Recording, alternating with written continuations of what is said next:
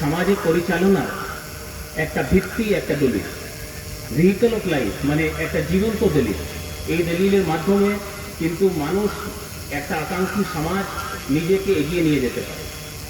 R spirit of age, তার মানে যদি এই প্রজন্ম কিছু সংশোধন করতে চায় বা কিছু প্রগতির রাস্তায় যদি কিছু পরিবর্তন আনতে চায়, তাহলে এই সংবিধানে এই সুযোগটা কিন্তু করে দেওয়া হবে।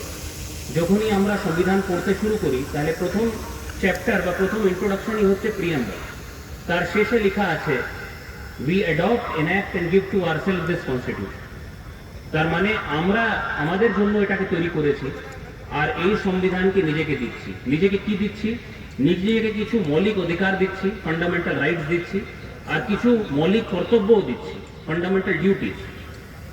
আমাদের মৌলিক অধিকারের মধ্যে জেলাবাসীদের জন্য জেলা প্রশাসন সবসময় তৎপর আছে, কর্মরত আছে। আমরা এটাকে মনে করি না কি এটা কোনো উপকার করছি, আমরা কিন্তু এই মানুষের অধিকার মানুষকে পাইয়ে দিচ্ছি। স্বাস্থ্যে আপনারা জানেন 11 লক্ষ পরিবার স্বাস্থ্যসাথী কার্ড পেয়েছে, 7,800 মানুষ চোখের আলো পেয়েছে। আমার পাড়া আমার সমাধানে 1200 ক্যাম্প হয়েছে, যেখানে 7.5 লক্ষ লোক অংশগ্রহণ করেছেন, আর 400 কোটি টাকা বরাদ্দ করা হয়েছে। 9 লক্ষ মায়েরা বোনেরা লক্ষ্মী ভাণ্ডার পাচ্ছে। প্রায় 1900 একর জমিতে সেচের কাজ করে, মাটি সৃষ্টির কাজ করে 700টা প্রকল্প নেওয়া হয়েছে।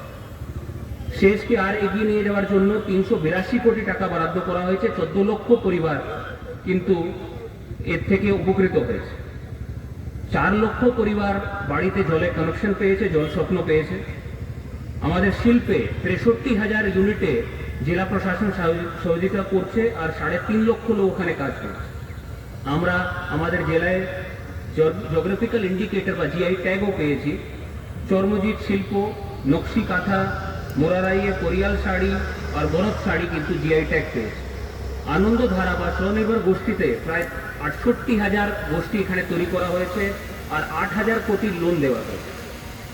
36 লাখ পরিবার দুয়ারের আসনে, 36 লাখ মানুষ দুয়ারের আসনে কিন্তু উপকৃত হচ্ছে।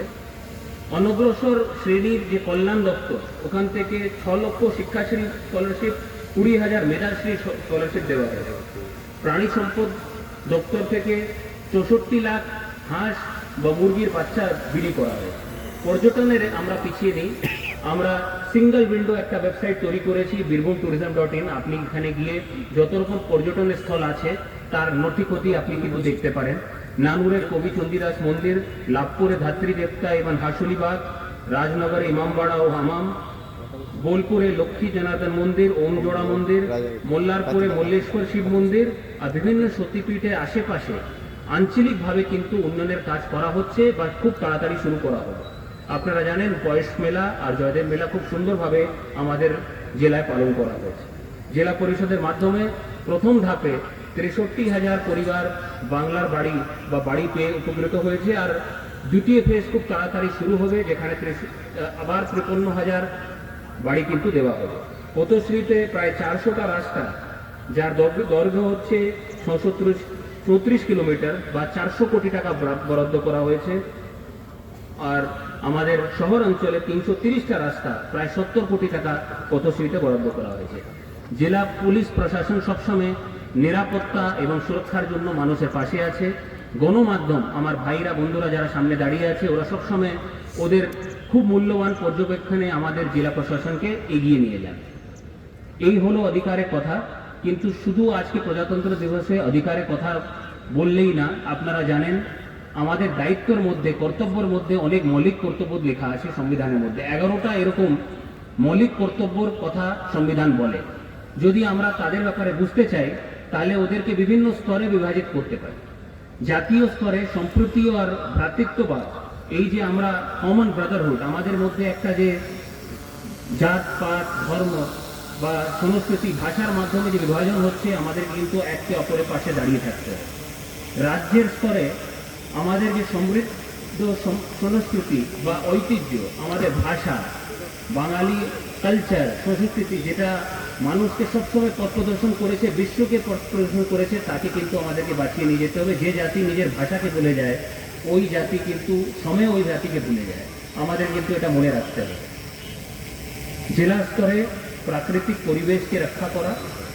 আপনারা জানেন আমাদের একটা সমৃদ্ধ জেলা, এখানে নদী, বন, খুব সুন্দর গাছপালা, একটা সুন্দর পরিবেশ আছে। এটাকে বাঁচিয়ে রাখার জন্য দূষণ প্রতিরোধ করা, প্লাস্টিক বর্জন করা, জল সংরক্ষণ করা, আপনাদেরকে অপচয় থেকে ইলেকট্রিসিটিকে বাঁচাতে হবে, আমাদেরকে পর্যাবরণ রক্ষা করতে হবে। সমাজের স্তরে আমাদের কিন্তু চেষ্টা করতে হবে যেভাবেই হোক আমাদের জনসম্পদ বা সরকারি সম্পদকে রক্ষা করতে হবে।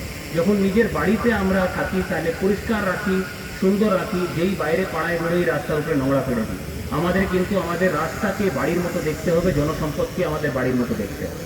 আর ব্যক্তিগত স্তরে আমাদের একটা প্রচেষ্টা থাকতেই হবে কি আমরা শ্রেষ্ঠভাবে একটা শ্রেষ্ঠতার অনুসরণ করি, আমরা এক্সেলেন্সকে পারসিউ করি। এই নতুন জেনারেশন বা প্রজন্মের একটা চিন্তা ভাবনাকে শর্টকাটে আমরা সাফল্য পেয়ে যেতে পারি, কম পরিশ্রমে আমরা সাফল্য পেয়ে যেতে পারি, কিন্তু এটা সম্ভব না। আমাদেরকে কিন্তু জাতি অনুযায়ী যদি আমরা এক্সিলেন্সকে পারসিউ না করি আমরা সবসময় পিছিয়ে থেকে যাব। এই জেলা দেশে রাজ্যে অন্যতম গুরুত্বপূর্ণ জেলা।